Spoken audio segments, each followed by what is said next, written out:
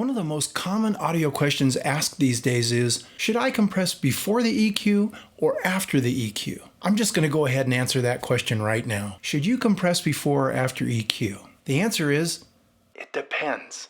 Okay, I know that wasn't the answer you were hoping for, but it's also not that easy of a question to answer unequivocally. Let's take a closer look at how to answer this seemingly simple question. Ready to get started? Someone hit record. Hi kids, my name is Merlin and I'd like to welcome you to Better Home Recordings. Today we're going to take a look at compression and equalization and in which order they should be applied to your signal path. By the end of this video, I'll have a Better Home Recording super tip for you that will elevate you to Compressor Guru Order of Merlin. So be sure to stick around for that handy tip. So, which is the best method? Is there a best method? The main thing to remember is that when you EQ something before you compress it, the EQ will affect which part of the signal and how much of that signal is being compressed. For example, if you EQ a track and add a big spike in the high end, the high frequency portion of the signal will be what triggers the compressor first. This will definitely affect the sound of the compressed signal. It could be in a good way, or it could be in a bad way. Here's an example of the EQ controlling the compressor in a bad way.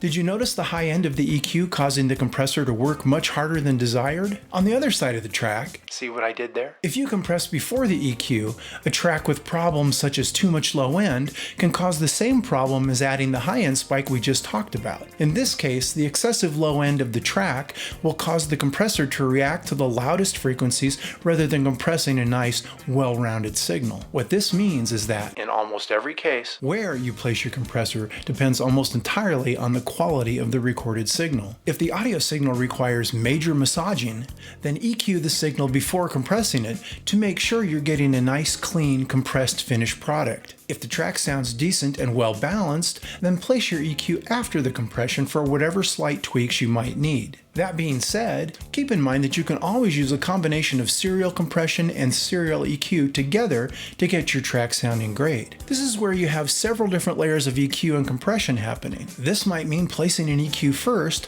to correct the audio signal, then placing a compressor for some initial compression duties, then perhaps placing another EQ to tweak the compressed signal, and then finally adding another compressor to finish off the track. Remember, there are no rules here. Whatever sounds best to your ear is the best solution. And that brings us to today's Better Home Recordings super tip. A great example of EQing before compression can be found in what's called sidechain filtering. Normally, I use this on my 2-bus compressor in order to keep the low end of my mix from being overcompressed. I can set the sidechain filter to 90 Hz, and this will keep anything below 90 Hz from triggering the compressor. This allows the low end punch of my mix to remain intact while smoothing out the mids and highs at the same time. For more information on this style of compression, please see the video in the card linked above. And with that, congratulations! You've now earned your Compressor Guru Order of Merlin. I'm so glad you stopped by today. If you have any questions on anything discussed in this video or would like to suggest a subject for a future video,